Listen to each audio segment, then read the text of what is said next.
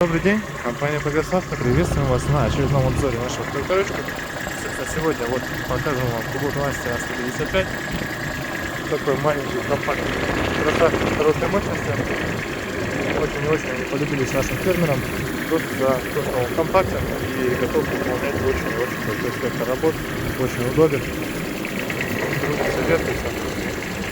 Ну, собственно, комфортно не меньше, чем на более громоздких тракторах, скажем так. По шинам, я думаю, все видно, здесь вообще в идеале. Перед максимально лохматая резина, все жирненькая, прям как новая. Собственно, она может быть и есть новая из Японии. Зад также состояние идеально, без замечаний каких-либо вообще. Все поворотнички, весь пластик, все наклеечки родные, все, естественно, это сохранено. Это должно быть на хорошем беспробежном тракторе. Конечно, по России, естественно. Трехточное навесное устройство, здесь прошу обратить на это внимание.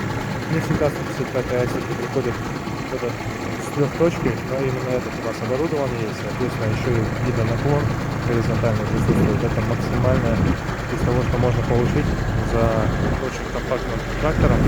Трехточку с гидронаклоном, это прям супер. Очень и очень рекомендую вам обратить на это внимание. Если нужен такой трактор, то это огромное преимущество. Подобные трактора очень сложно найти. Силоскатная фреза, как видим, ботовская, оригинальная. Состояние ножей идеальное, вообще без вопросов. Здесь у нас остатки огромные.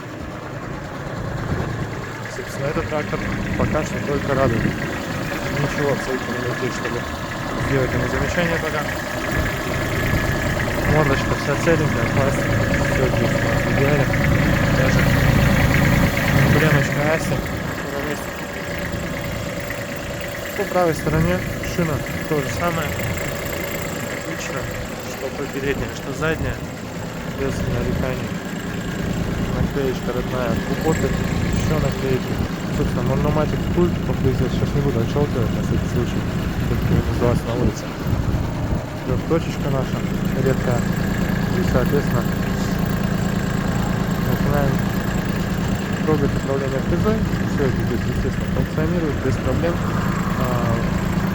Здесь же вал отбора мощности. Здесь же у нас основная коробочка переключения передач. Рычаг ее. Соответственно, реверса здесь нет.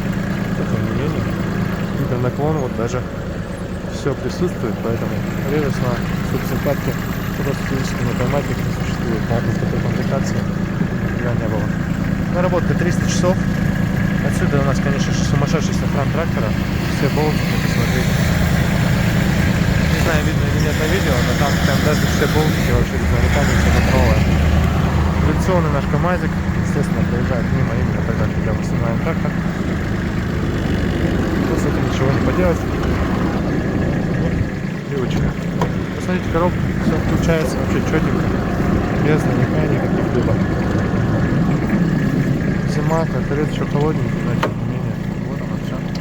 Любая передача по вашему запросу. Ну, естественно, у нас 16 летняя, да,